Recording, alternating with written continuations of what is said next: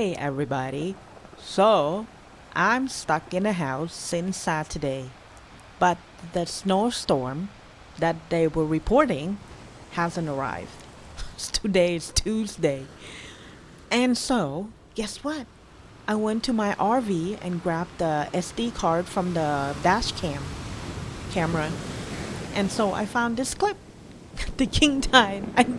I didn't even know I had because always forget about the dash cam.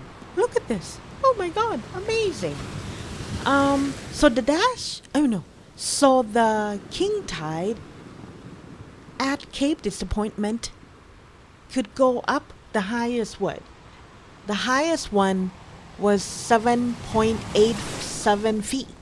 7.87 feet. Oh my god. Yeah. Look at this. I sped up a little bit, okay? Sorry. Or else it would have been like 20 minutes. Um, we were RV camping and it was amazing. We didn't even know that they were having these king tides. Yeah. Amazing.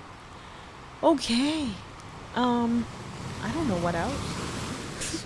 I hope I hope the snow arrives soon because I'm bored.